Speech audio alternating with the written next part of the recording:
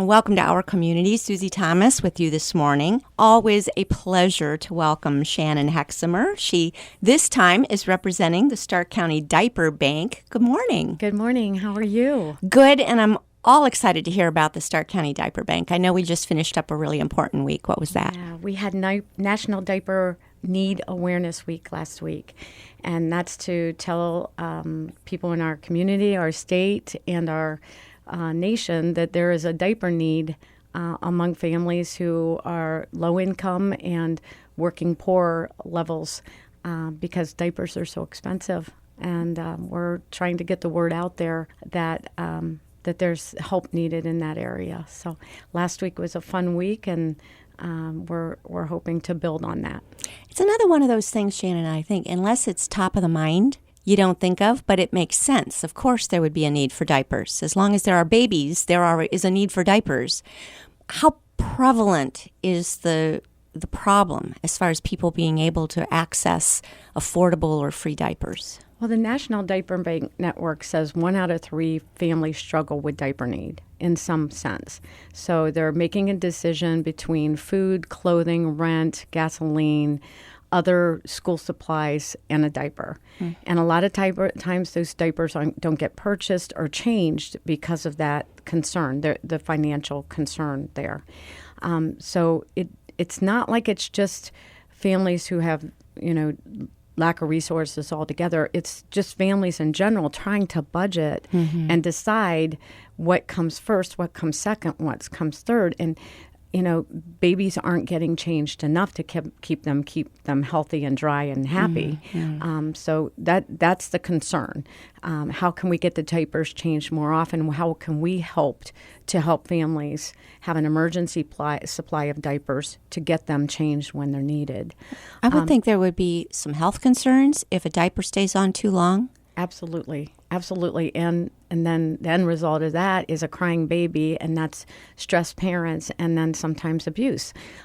So there's a long-term effects in the family household when a mother is anxious. A mother wants to do everything they can for their baby. If she's anxious, she can't provide for them. Unfortunately, WIC and food stamps do not pay for diapers. Wait a minute. Okay. Stop and say that all over again. No government assistance helps to pay for diapers. If a family is on assistance, government assistance, they cannot buy them with WIC or food stamps. And it's not like we're talking about tobacco or alcohol. These are diapers. This is a basic necessity. How on earth is that not provided? Well, we're working hard, not me, but, now I am, now that my awareness is built with the National Diaper Bank Network, to lobby at the White House to make some changes. Diapers are also taxed at 6.5% in the state. So I'm hoping to knock on some doors in the near future to talk about, can we at least get the tax off of diapers in our state? Recently, the state of Florida was able to accomplish that. There's 3 other diaper banks that I've been networking with in Ohio, and we actually meet in October, and we're hoping to make some difference here in our state as well. And are we just talking about diapers? Are we talking about the accessories that go with them, like wipes? Are you collecting both? Yeah, we are not doing that. We are providing emergency diaper need to 5 community partners at this point. When we selected these partners, they are already doing food banks or clothing give-outs. And they're spread across our county. So that was essential to us. How can we impact our entire county? Now, I know we're not doing everything we can in terms of the entire, but we work through the Salvation Army of Canton, Alliance, and Massillon, North Canton Church of Christ, and Catholic Charities. Wonderful. And Catholic Charities services our whole community. We're hoping with North Canton, we get North Canton and Hartville areas. And then with the Massillon, maybe Canal Fulton, Alliance, other areas over there, Louisville, maybe Minerva, and then the Canton, downtown Canton. We provide them with 1,750 diapers a month. Wow. So we distribute next week, tomorrow, we will distribute 8,750 diapers to our community partners a month. Now, the partners can order the number of sizes they need. The first 3 months, we gave them all the same amount. So since August, they have been placing an order with the sizes they need through, they have been giving out the most. Does it seem like there's a size that's most in need than other sizes? Fours and fives. Fours and fives. Yes. I think that's what the kids are in the most, the longest time. We find that, if they're getting to sixes, they're out quicker, and fours and fives, they tend to be in longer. We are finding that our newborn and our ones and twos aren't going as much, but that's a job that we need to do. And thank you for having us on today, because we feel like moms just don't know about it yet. And by the time they get to know about us, and we're new, the children are a little older. So we've reached out to Altman Hospital. I'm hoping to work with Mercy as well to get some literature in their hands. So when the moms go home, they will know that the diaper bank exists, because, as a new mom, and I know I was there, that anxiety of so many different things that a new mom experiences. And if we can be beneficial to provide emergency diaper supplies to those who are having some financial distress too, that we can help them from the beginning. We give out 50 diapers per child per month. So people contacting the agencies that I named can go in, sign up as a client, and then get 50 diapers per child per month. So if they have 2 or 3 children, they can get 100 and 150 diapers. Wow. Again, it's meant as a diaper emergency supply. So we're not looking at diapering a child all month. This is basically a 3 or 4 day supply, or maybe one extra diaper change a day for a little one, which, some of these little ones are staying so long in wet diapers. And then some of them who have bowel movements, that will be cleaned off and put back on if they haven't, gone to the bathroom too. So,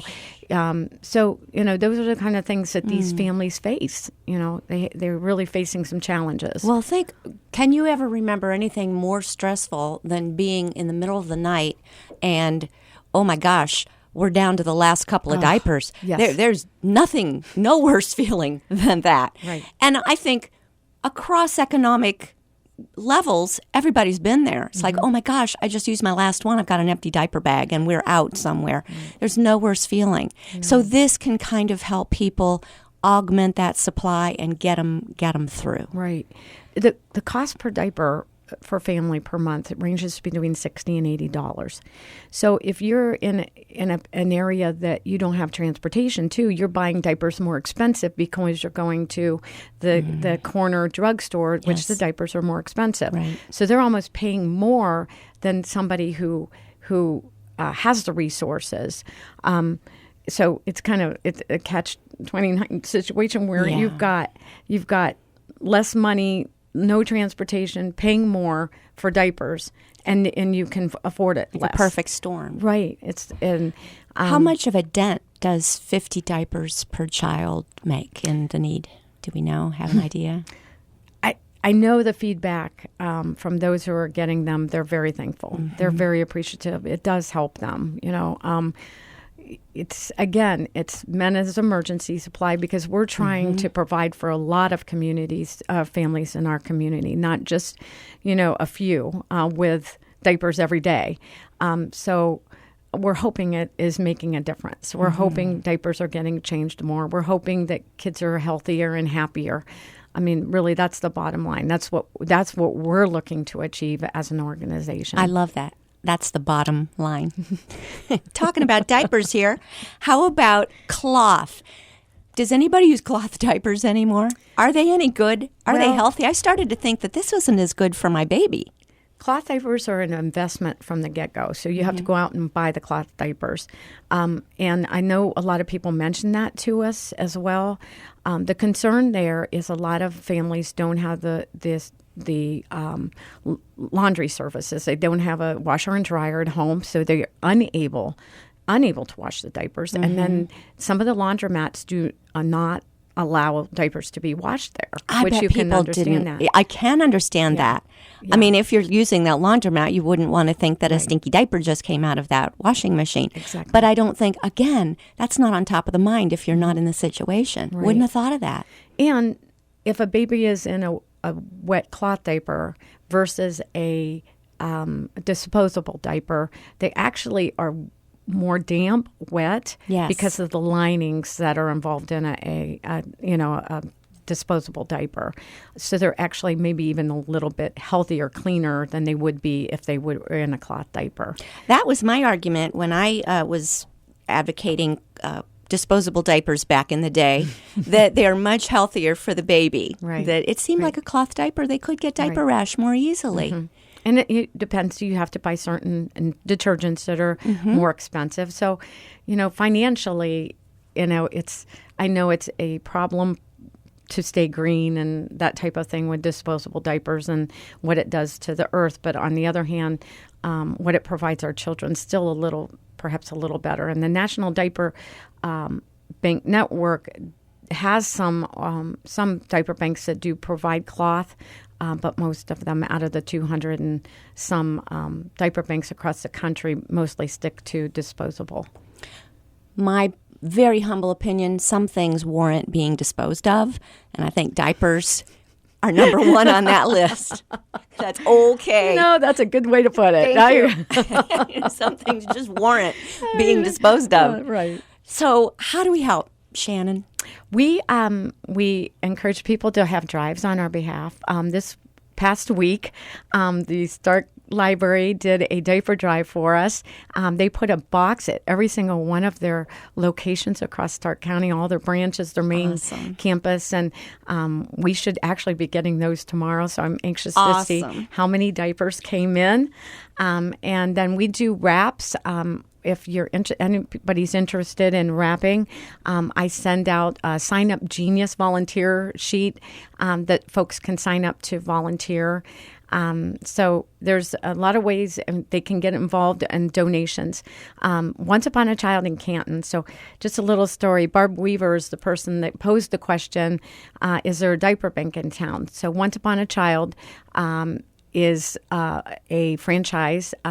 Barb has the franchise here in Canton. One of the Cincinnati franchises was working with a diaper bank in Cincinnati. And she said that was an incredible thing. Is there a diaper bank in town? So I started asking around and found that there wasn't. I happened to go to some very amazing group of women who had the same vision then that I had, and was thinking it would be a great idea. I had talked to Joni Close of Sister of Charities, Bridget Neidel of Stark Community Foundation, who led me to Dawn Miller of Thrive. I don't know if you've ever met Dawn. And Mary Dunbar of Sister of Charities. And we all felt that our community would be enriched by this project. So we brought on board Amy Weisbrod of Stark Community Foundation and Heather Weaver of Catholic Charities. And we just reached out to other agencies, pulled a bunch of folks together, and did a survey to see if there was indeed a need. Is this something that we need? And we still meet with the advisory committee 3 times a year. There's 50-some people on our advisory committee. And then our board is made up of Barb Weaver, Heather Weaver, Amy Weisbrod, Dana Yurkovich, Bob Fay, and Dawn Miller. And they were all just working hard to see how we can even grow as more needs occur to us. So we know that areas might be underserved right now. Maybe South Canton, Wingsburg, Magnolia area, Canal Fulton, Hartville. So we're looking at ways that we can maybe be in those communities as well down the road. We're speaking with Shannon Hexamer, talking about the Stark County Diaper Bank. We'll have more after this. You're listening to Our Community.